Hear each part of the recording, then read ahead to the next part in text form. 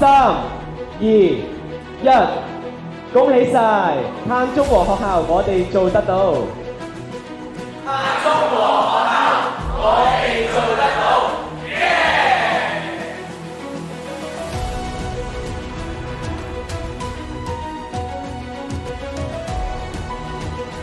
各位嘉賓、校長、老師、各位同學，大家好。今日咧，我哋係2025年聯合國世界環境日 （World Environment Day），同大家一齊咧響應全球嘅行動。喺香港咧，我哋通過嘉許今個學年咧，即係2024-25學年，活得碳中和示範學校嘅12間中小學，向全球展示香港嘅校園氣候行動。即係我亦都代表咧香港聯合國教科文組織協會同埋香港可持續發展教育學院，衷心歡迎各位嘅共同參與。隨住聯合國可持續發展目標嘅推進咧，2021年喺聯合國教科文組織即係 UNESCO 發布嘅分析報告表明，100個國家嘅課程框架當中咧，近一半即係47% 係未提及氣候問題嘅，呢個係全球。咁近日咧，我哋亦都見到香港一間研究機構發布咗綠色未來，以教育與充權推動氣候及生物多樣性行動嘅報告。咁當中咧，分析全港482間公開咗學校發展計劃嘅學校當中咧，咁有27% 提及可持續發展、氣候及生物多樣性。咁從數據睇咧係偏低嘅。2022至23學年咧，香港聯合國教科文組織協會同埋香港可持續發展教育學院咧，咁我哋合稱 UNESCO Hong Kong 啊，喺可持續發展基金嘅資助底下，咁就啟動咗首批10間碳中和學校項目。咁2024年咧 ，UNESCO 發布咗一份叫做《教育與氣候變化：學習如何為人類與地球採取行動》。報告中再次強調，氣候變化與教育緊密相連。UNESCO Hong Kong 咧，亦在2024-25學年咧繼續優化及推進碳中和學校項目，亦都十分開心啦！見到學校嘅積極參與，喺校長、老師、同學推進校園碳中和嘅信心同埋行動，亦都咧期待在各校嘅參與同埋共同嘅探索底下，我哋可以更加好嘅融匯各全球嘅智慧，結合各校嘅實際情況，因地制宜，加速行動。伴隨住碳中和學校計劃咧，其實我哋亦都開展聯合國可持續發展目標認證教師培訓，咁協助學校老師喺課堂教學同埋聯課活動中融入可持續發展及碳中和，也開展咗中學生綠色人才培訓計劃以及可持續發展教育學程計劃。咁生物多樣性航天育種計劃等等嘅項目咧，係透過項目制體驗式嘅研學項目，也正與學校咧攜手構建緊一個叫做未來教育創新教學實驗室，叫 Future Education Innovation Lab。咁透過咧，我哋希望透過自主學習區、創造製作區、討論交流區、發展應用區等，去建立項目制學習嘅學習環境，培養學生成為綠色可持續人。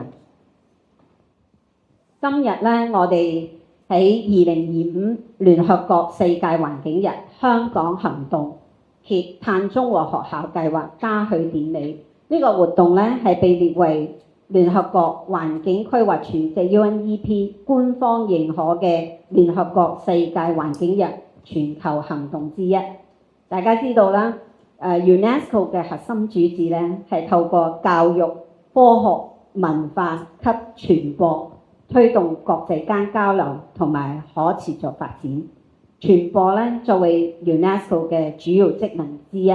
向世界展現香港教育界氣候行動嘅新進展係十分之重要。同時咧活動咧亦都係慶祝聯合國及聯合國教科文組織成立80週年，亦都係我哋學院同埋協會咧就邁向25週年嘅系列活動之一。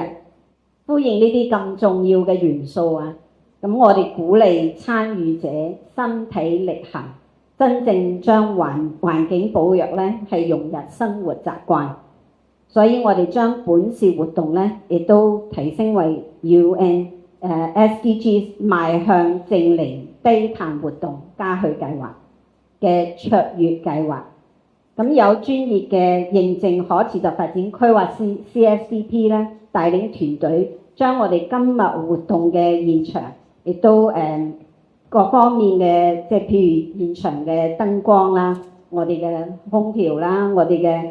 AV system 啊等等，所有嘅能耗咧都做碳排放嘅數據化，並且喺現場咧亦都設置咗回收桶。交通咧大家都有係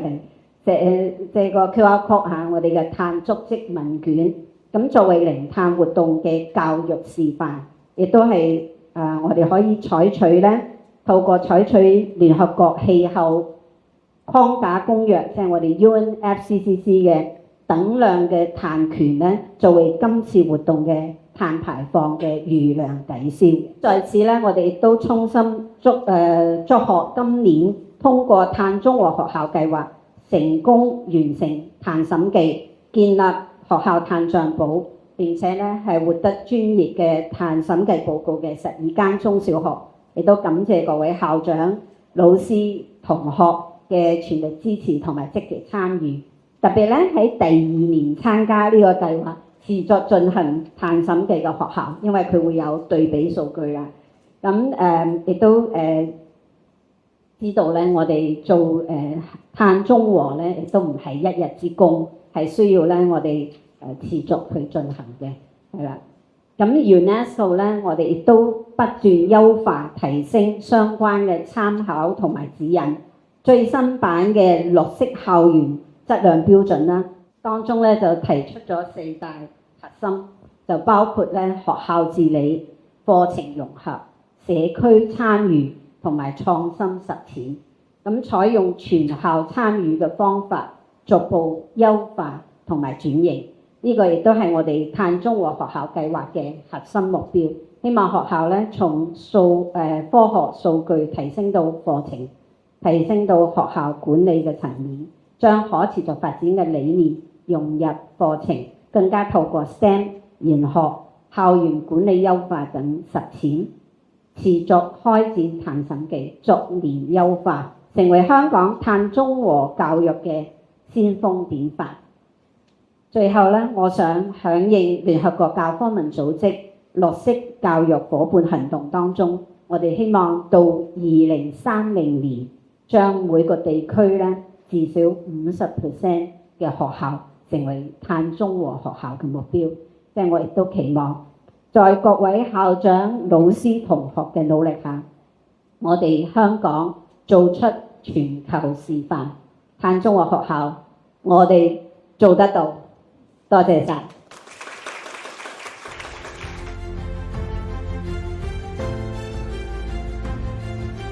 唔該晒，張教授、鄧飛議員、Grace， 各位校長、各位老師、各位同學，首先咧喺度恭喜大家，真係能夠做到呢一個 Net Zero 學校咧就唔容易嘅。不過你哋咧就係頭先張教授講，我哋去到2030年咧，一半學校要做到，所以你哋係先鋒。即係你哋先行一步，咁咧就好似頭先主席講，即係 MC 講啦，即係其實我舊年都有嚟，希望鼓勵大家，就真係其實呢個好有意思嘅工作。咁我諗大家都知，即係我哋整體香港嘅目標就係2050就要達至呢一個碳中和啦。咁可以咁講，其實個挑戰係大嘅，因為香港係一個其實個城市嚟㗎嘛，即係我哋唔係一個國家裏邊又有好多大自然嘅地方，我哋基本上成個香港咧都係一個即係城市化咗嘅地方，咁所以達至碳中和咧個挑戰係大嘅。咁咧就而我哋去到2035咧就要減一半喎，即係我哋係相對於2005年減一半，咁即係用30年嘅時間減一半。不過去到2035，去到2050咧得15年啫，咁所以我哋仲用一半嘅時間咧就要減埋另外一半。咁所以頭先張教授個目標咧就好重要啦。所以如果我哋去到2030年有一半嘅學校係能夠做到碳中和嘅話咧，咁我哋就香港嘅教育界咧就超前我哋香港嘅目標。咁呢個十分之重要，因為咧你哋真係即係特別係學生將來嘅世界就係屬於你哋，呢個地球係屬於你哋。咁去到2050我都唔講俾你哋聽我幾多歲啦，即係希望到時我喺度見證到呢一個全香港碳中和呢一個嘅目標。咁所以點解我話呢個工作係十分之重要，同埋你哋係好實實在在咁樣唔單止係幫間學校去做到碳中和，而係好似頭先即係介紹都有講啦，學生有參與，而好多做審計嘅係學生自己去做。咁而你哋亦都係接受過相關嘅培訓，老師又接受過相關嘅培訓。咁所以你唔係喺出邊請間公司嚟幫你做呢一個碳中和，而喺個過程裏邊咧，你哋基本上都識得做碳中和。咁如果你哋喺學校做咗碳中和，我相信你哋都同樣喺你哋嘅屋企咧，一樣都可以做到碳中和，係咪？咁所以呢一個就係我哋點樣代代相傳，將呢一個環保嘅概念，將呢一個減碳嘅概念，將呢個綠色嘅概念咧，係可以滲透喺我哋社會面唔同嘅場合。咁所以我可以咁講，呢一個工作十分之重要。咁所以我希望今年係12間，咁咧就出年咧就我唔知係幾多間嘅目標嚇，至少1倍啦，係咪？咁咧就所以我頭先都同啲校長講，特別係你哋嘅辦學團體比較多啲學校嗰啲咧，都鼓勵你哋啲姊妹學校咧係真係參與一個咁有意義嘅工作。因為呢個過程裏邊唔單止我哋幫到個地球，其實對教育亦都好重要。因為其實碳中和就係一個 STEM 一個好重要一個環節。因為好似香港咁大家知我哋好努力做創科嘅工作，其實綠色轉型當中牽涉嘅科技嘅元素咧係十分之多。咁所以如果你哋學校係能夠即係做到呢一個碳中和學校嘅話咧，咁即係其實你哋喺個 STEM 裏邊咧好多同科學有關嘅嘢，同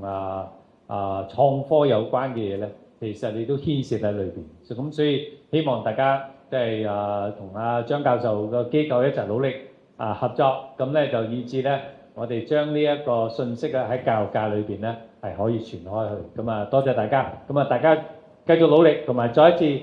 恭喜12間學校由校長、老師、同學你哋嘅努力係十分有意思嘅。多謝大家，多謝林主席。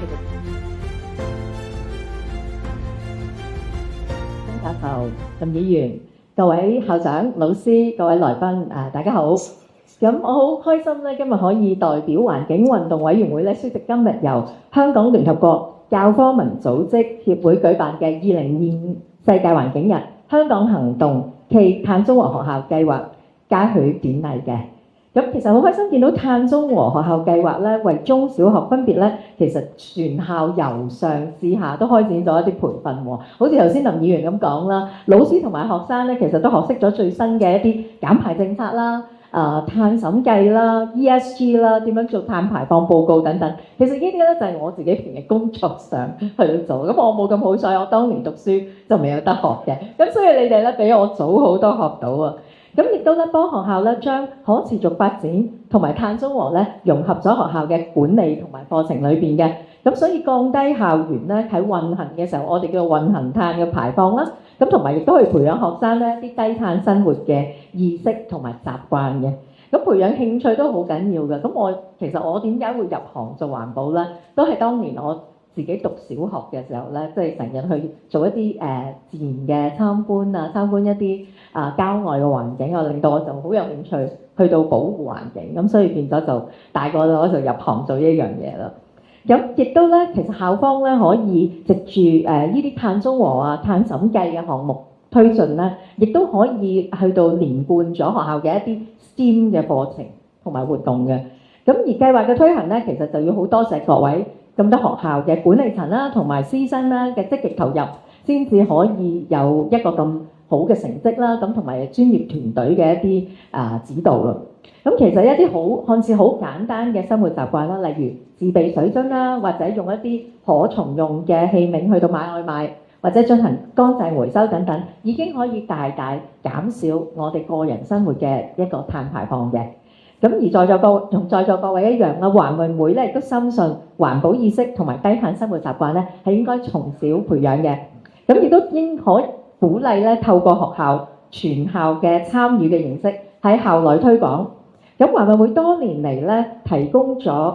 推行咗唔同嘅一啲學校環保宣傳計劃。我相信在座咁多位喺學校都可能有聽過或者有參與過，例如學生環境保護大使同埋環保風紀啦。咁其實我記得咧，我哋好早初期嘅一啲環保風紀，咁佢哋而家成長咗啦，即係有啲咧都真係入行做咗環保，咁亦都有一啲咧而家咧係成為咗我哋環運會嘅一啲成員去到幫手啊。咁而我哋嘅學生環境保育大使啦、環保風紀呢一啲項目咧，其實都係想培養學生保護環境嘅責任感啦，同埋鼓勵佢哋喺校內咧用行動去到激勵佢哋嘅同學、佢哋嘅朋輩咧一齊參與環保，一齊提高呢個環保意識。而對老師咧，我諗最大幫助咧就係綠線通啦，環境教育支援服務計劃，係咪大家都有聽過啊？如果冇就真係要留意下啦，因為我哋呢個支援計劃咧，其實就提供一站式嘅專線支援服務，可以幫助老師咧為同學安排合適嘅環境教育活動㗎。咁所以等我賣下廣告，如果大家未有知道綠線通咧，之後典禮之後可以嚟揾我。咁今日嘅活動咧就係標誌住各位參與嘅學校咧喺邁向成為碳中和學校踏出重要嘅一步。咁希望透過各位示範學校嘅分享啦，等更加多學校喺下年度加入成為碳中和學校啦。咁喺校內裏面積極去到推動環保教育，咁一同為香港2050年之前實現碳中和嘅目標努力。亦都好似頭先張教授就咁講啦，我哋嘅目標係50%學校成為碳中和學校啊嘛。咁我祝願碳中和學校計劃順利推展。多謝各位。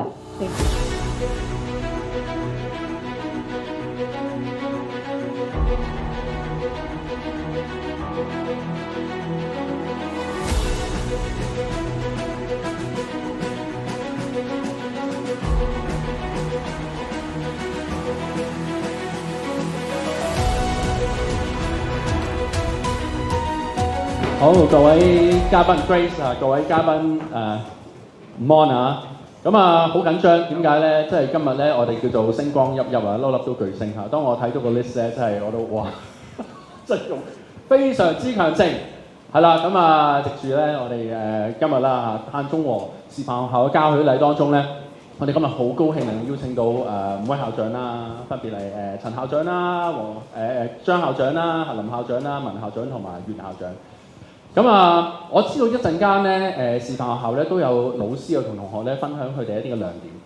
咁時間有限，我咧就先問一啲比較即係傾下偈咁樣啦，即係問一問大家諗一諗其實我哋作為校長，我哋作為學校領導咧，其實講可持續發展推動呢個零碳嘅排放啦、碳中和啦、碳審計啦。其實都真係好有難度喎，因為即係唔同嘅持份者無論係學生老師家長甚至可能你推到社區我哋嘅舊生其實大家未必好完全掌握到呢個概念。咁我想又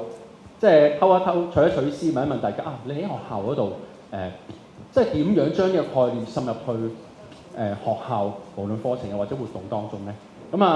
呢一呢一條題目我哋一開始好似類似必答題㗎嘛，大家都不如分享下先嚇，跟住之後我哋就再慢慢分享好嘛？好，唔該晒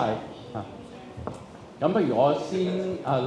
Lady first 啦，Lady first 好啊，答完跟住留翻俾各位校長再答啦。其實我哋學校咧就係透過跨學科可以用課程做一個切入點嘅。咁啊，譬如我哋學校都有啲計劃嘅喎，譬如嗰個微型後嘅氣候測試啦，咁咧就係同香港大學合作嘅。我哋有個微氣候就擺一啲測試嘅，譬如風向啦、溫度啦、濕度啦，咁就可以睇到學校唔同嘅角落咧個微型氣候嘅變化。第二咧就係我哋有一個係珊瑚保育計劃嘅，咁就同中文大學合作嘅，咁啊將一啲咧喺啲污染咗嘅海洋嘅珊瑚咧就擺喺學校，有啲量度同 STEM 嘅科咧就合作啦，同埋biology 個學科咧就係量度點樣喺啲微生物啊可以照顧到個珊瑚，亦都係配合我哋學校嘅生命教育啦。咁嚟緊咧，其實有啲咩跨學科咧，梗係配合 crossover 咧，就係中華文化。我哋咧中藥唔係淨係綠化環境啊，種多啲中藥，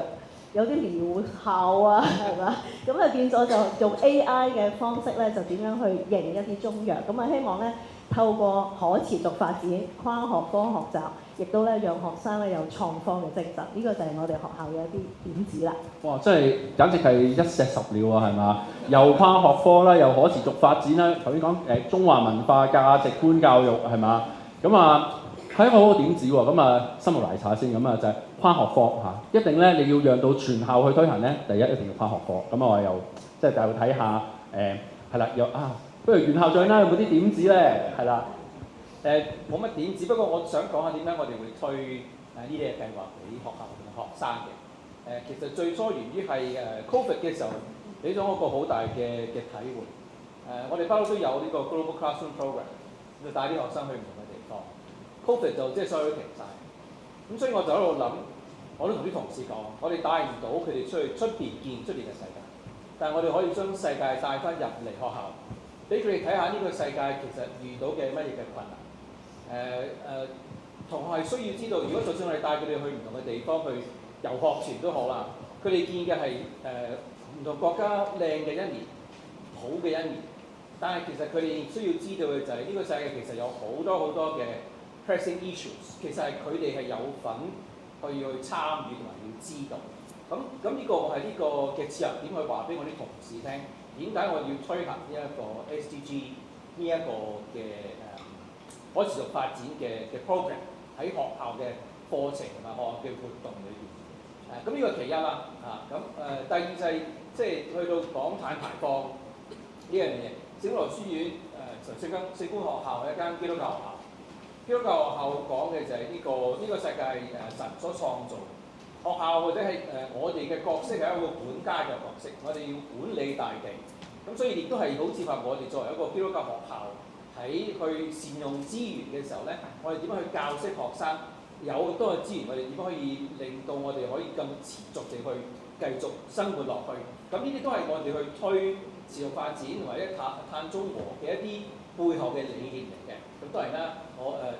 校長有好多其他嘅策略，咁我就唔講啦。我講比較係後邊理念多少少。點解我哋覺得呢一啲嘅可持續發展或者碳中和對於同學嘅重要性係咩？咁所以當推動咧碳中和可持續發展，除咗講頭先講 how， 亦都講緊 why。我哋點樣能夠將呢個概念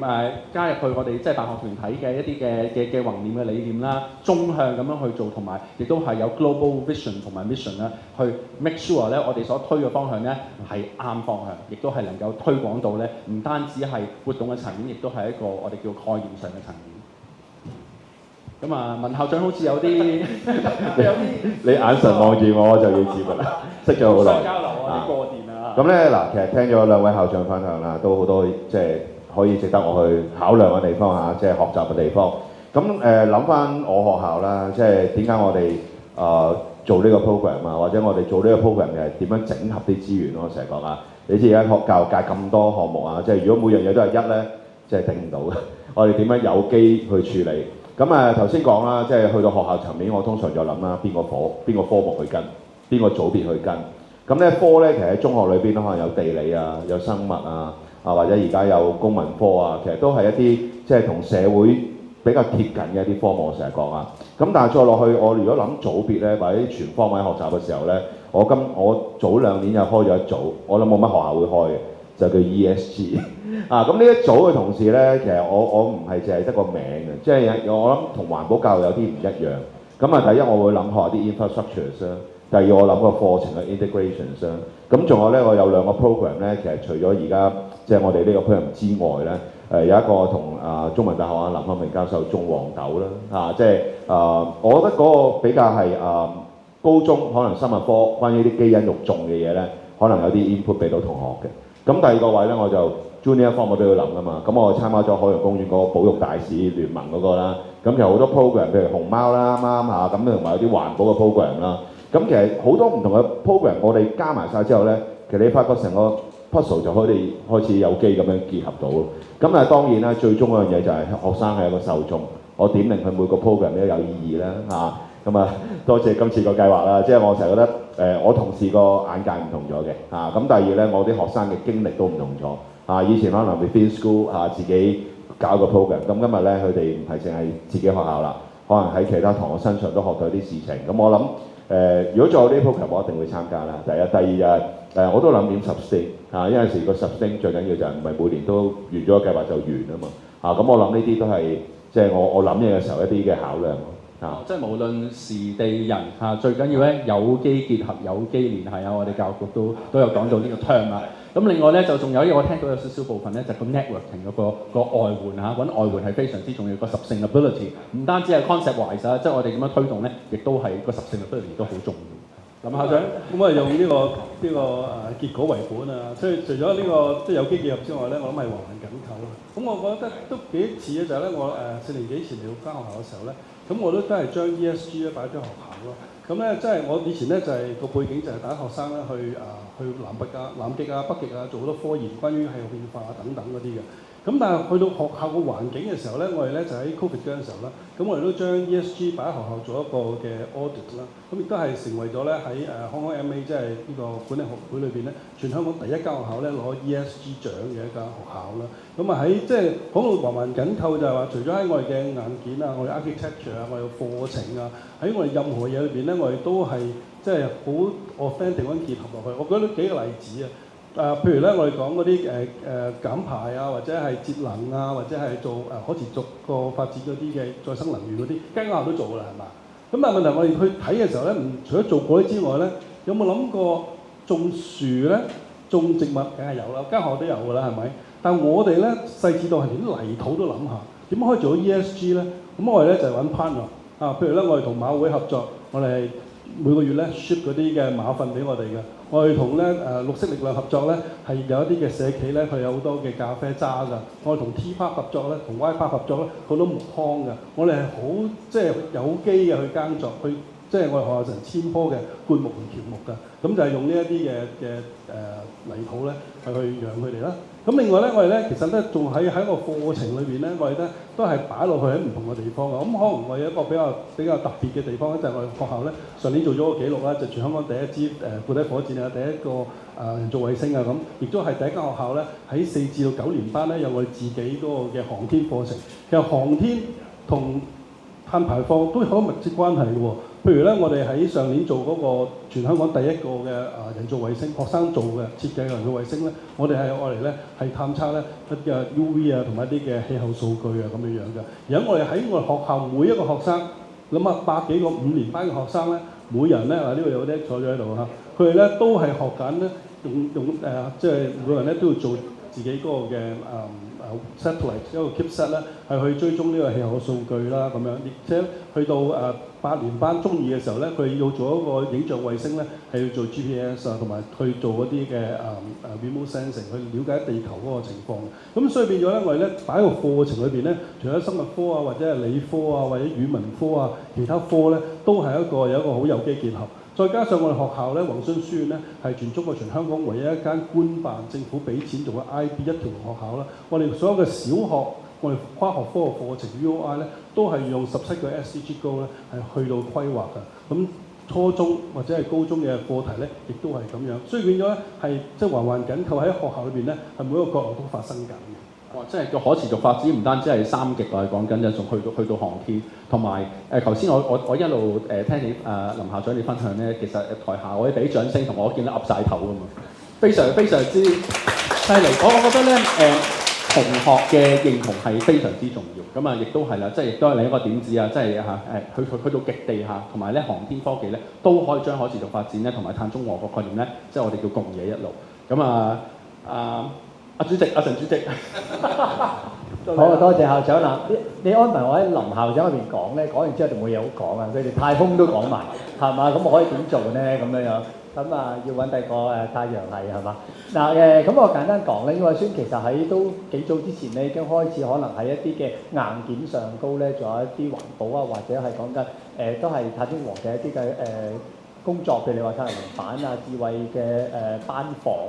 呢方面工作都已經有做。咁不過咧，我今日好高興咧，大會咧俾咗一個001個牌匾我哋。因為點解咧？因為我可以咁講，由一個硬件轉為軟件呢個工作咧係唔容易嘅。咁我哋係真係一個初過。所以今日一嚟到之後咧，哇！我學到好多嘢啦，係嘛？由理念啦，去到太空啦，咁我哋應該學懂咗。咁其實我哋都希望咧，慢慢咧將呢個碳中和SDG、ESG 呢個 concept 咧帶入去學校。就係剛才咁講啦，我哋今日嚟嘅同事咧都係嚟自跨學科嘅唔同嘅科組啊，又或者係我哋公民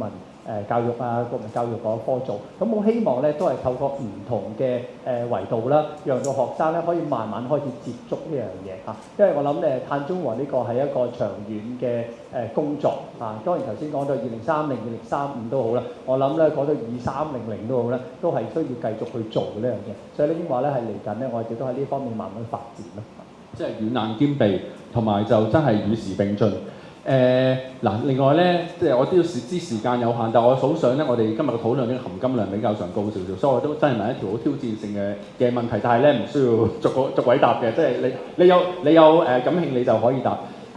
我知道一陣間咧都會分享一啲嘅教案，會講下可持續發展啊、碳中和啊點樣好容易咁樣推。我咧就反傳統就問一問，其實你可唔可以分享下其實去推動碳中和呢一方面有啲咩對你係好大挑戰、好難推嘅，咁而你又克服得到咧？呢條問題都真係幾難答喎，調翻轉。因為我點解咁問咧？就係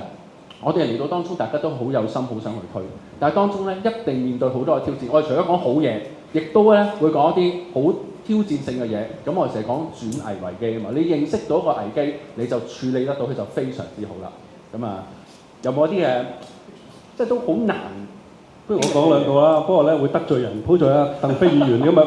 走咗啫。OK， 咁我哋咧其實咧我哋有兩個問題嘅。第一個問題咧就係咧我哋咧其中一個我申請咗2年咧都失敗咗嘅。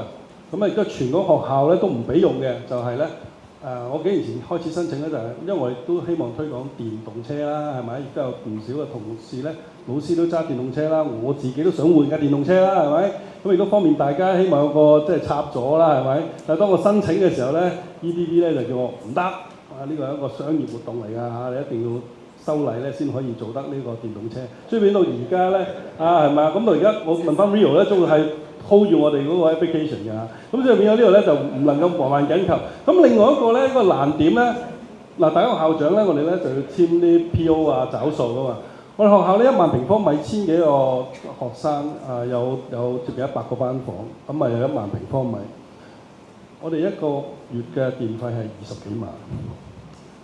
我每次簽親嘅時候咧，我都覺得咧好肉痛，好肉痛。唔係肉痛啊！啲錢唔係我㗎嘛，係嘛？但係我覺得係對咗地球唔住啊！你明唔明啊？即係到收到啊張教授嗰個 carbon report， 我哋真係4000幾噸，哇 greenhouse gas 喎，真係。即係咪我哋係咪真係，即係可唔可以唔開冷氣開細啲？真係記得要熄冷氣，唔好咁凍。即係我都係好難咧去說服到啊！咁希望大家同我一齊，老師一齊努力，好唔好啊？我講兩句啦，其實咧好多時候我哋成日話減啊，其實我哋要開源先嘅，先至節流啊。咁點樣去開發一啲新嘅能源啊？開發或者一啲新嘅品種？基因嘅改變，原來食物咧可以一年收好多做嘅，咁啊喺個解決嗰個食物嗰個糧食短缺嘅問題咧，所以開源係要靠同學咧多啲喺科技、創意、創科嘅精神去開發。當然節流我哋都要，但係節流咧唔係冇晒嘅，即係嗰個困難就係啦，開冷氣啊、開風扇啊，要善用我哋人類嘅資源。咁最後咧就係由學校做起咧，去到家庭，去到真係全香港，我哋要行動啦。我哋副校成日都係講 think global, act local， 咁啊希望都係由自己做起，係啊。所以咧有插一插嘴先，所以各位同學咧唔好咁容易就開冷氣，知唔知啊？係啦，即係冷氣就真係好嘥電嘅嚇，咁所以我哋咧真係要由我哋日常生活開始咧慢慢做起。少少分享啦，即係我諗第一樣嘢有資源啦，成日都講啊，即係我哋有新嘅項目嘅時候咧，都希望有啲唔同嘅資源令我做到。咁我最簡單講啦，譬如頭先陳校長講話嗰啲班房、智能班房，其實好多時牽涉到可能改電啊，或者有啲 budget 要處理嘅。咁但係我哋而家相對地緊住嘅政府咧，如果去搞呢啲嘢咧，都有啲困難啊。咁但係我又覺得睇長遠呢啲係應該一定係有利，係嘛？咁資源係一個我諗做校長最擺好前嘅地方啦。咁第二又話如果牽涉到課程或者啲新嘅知識咧，其實都要有啲空間俾老師學習，係嘛？咁但係今日做教嘅工作，我諗每個人一日都唔知做幾多小時啊。咁尤其去到中學嘅課程咧，即係一啲新嘅諗法咧，其實同個課程有啲距離，係嘛？咁點令老師有空間或者同學有空間去學一啲有用而 DSE 唔考嘅嘢咧嚇？咁我諗呢個都係我哋要諗嘅東西，係嘛？哇！咁啊，即係今日咧，我見即係樓下都圈緊我哋啦，但係今日時間過得特別快，又係時間講快啦。不過咧，我哋作為領導咧，我哋都一齊講今日嘅口號好嘛？我哋係咪？係咪？碳中和學校，我哋做得到係咪啊？係啦，好嚟啊！嗱，要望住呢度好啦。好，呢度3一齊讀喎嚇，3、2、1。碳中和學校，我哋做得到，耶！好啦，希望咧即係各位同學你哋好，咁我哋咧係嚟自咧馬鞍山聖約瑟中學嘅團隊嘅，咁我係余淑君、蔡小明老師，係。咁其實咧今年咧我哋咧有幸咧就加入咗呢個嘅團隊啦，呢個計劃，咁碳中和計劃。咁我諗我哋少少分享翻我哋今年嘅特別經歷啦。咁嗱，我哋先分享啦。我哋咧就係天主教學校嚟嘅，咁我哋會做咧就係聖方濟係真係主保啦。咁佢重視咧大自然嘅關係，同埋咧重視環保嘅。咁所以咧，我哋咧都以咧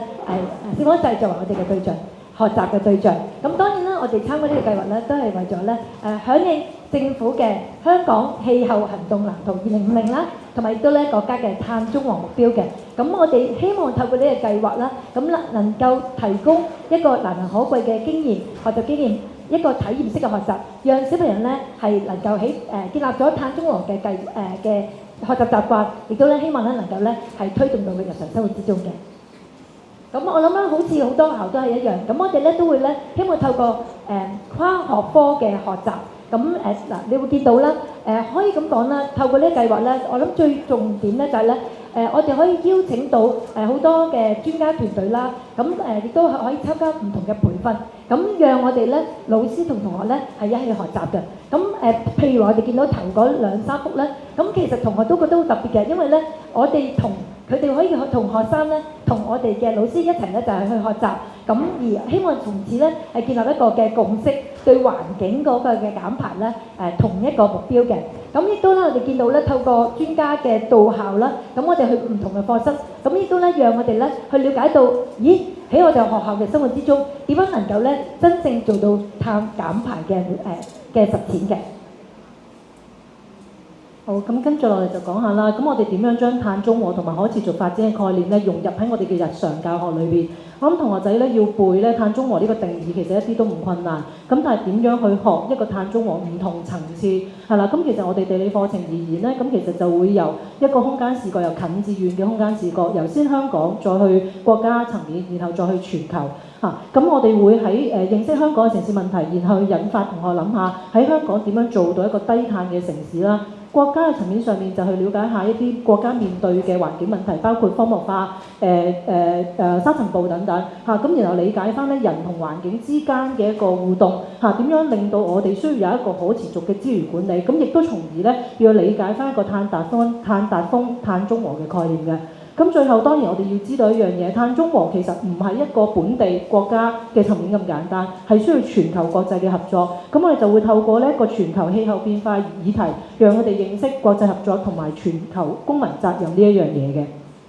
嗱，咁要理解嘅就係即係要去學一個知識咧，其實你要學生去主動學咧，其實一定要有趣味，要佢哋感覺得到嘅。咁所以要教育嘅場景其實都好重要。咁我哋就點樣去激發學生去學習呢一樣嘢咧？咁其實今年就有啲資源啦。咁我哋就喺學校上面咧就改裝咗我哋傳統嘅溫室同埋園圃，就做咗一個智能溫室同埋一個園圃，就用咗一啲科技儀器咁樣啦。咁令到成個碳中和嘅教育咧，其實俾學生係摸得到、測量得到嘅。係啦，咁我哋點樣用咧？咁其實如果地理科嘅話咧，就我哋會俾學生係去做一個室內室外，即係溫室內外咧嘅一個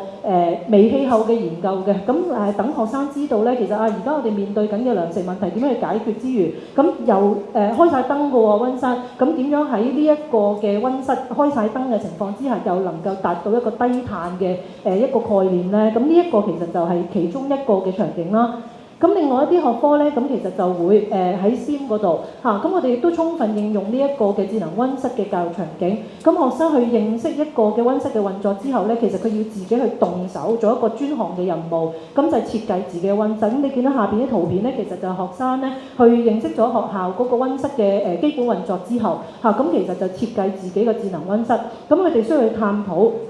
用嘅科技，包括用一啲 sensor 嚇，同埋寫一啲 program， 最後佢哋明白到過度加熱同埋浪費水資源嘅後果。咁我哋希望同學仔明白嘅一樣嘢就係科技係必須要同環境共生。咁我哋亦都希望佢哋學咗呢個概念之後咧，引入翻佢日常生活。咁所以過程之中，我哋要鼓勵學生，如果呢一個系統用翻喺真實社會、真實嘅社區嘅時候，咁其實會有啲乜嘢嘅改變？我希望佢哋做到一個就係知情行嘅一個實踐嘅行動啦。咁另外咧，我哋咧都十分認同咧。咁我哋除咗喺學校做起咧，滲透家庭亦都咧滲透社區咧都好緊要嘅。咁所以咧，我哋啲同學咧環保大使咧，咁或者我哋係可持續發展大使咧，咁咧就佢喺學校會做一個嘅訪問啦，同埋咧亦都咧會去了解佢哋個減碳嘅行為，咁亦都做問卷調查，咁亦都透過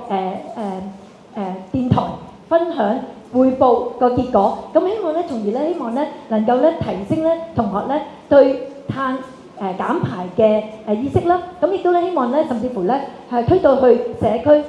又或者家庭嗰度咧做起，希望能夠咧令到咧係減碳嘅生活咧能夠咧可持續性嘅。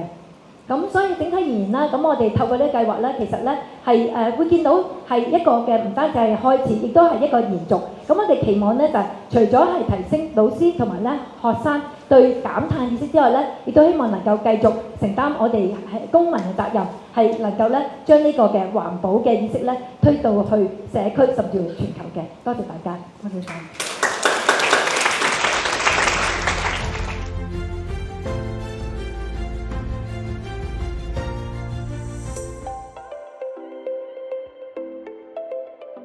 學識咗碳中和對於保育環境各方面嘅重要性，而且喺收穫方面，我學識咗點樣去計算碳排放。專家佢哋都對於實際嘅案例作出咗好多嘅專業分析，令我獲益良多。同埋專家嚟到我哋學校去量度我哋嘅碳排放嘅時候，都使用咗好多專業嘅工具，都令我大開眼界。最重要都係令我學識咗點樣去評估同埋減低學校嘅碳足印。我就覺得收穫得最大嗰個環節就係專家到校指導。專家到校指導咧，就可以令我哋有喺過程之中有高人嘅指點，就可以俾啲建議去令我哋嘅審計做得更加好。學校係我哋一日之中逗留得最耐嘅地方，所以我哋喺學校收集到嘅數據同令到我哋諗嘅設施都係最容易喺日常生活之中去實行到嘅。The workshop taught me practical data analysis skills that I can use in the future research or work, and it gave me a clearer understanding of how our everyday actions affect the environment. 咁我哋遇到最大嘅困難就係啲數據太過分散，例如校務處同埋五線供應商佢哋嘅數據格式唔係好統一。咁我哋就透過分組活動同埋利用 Google Sheets 嚟整合啲資料啦，同埋我哋都有參考中電嘅碳排放數據，同埋請教地理老師嚟整合啲數據嘅。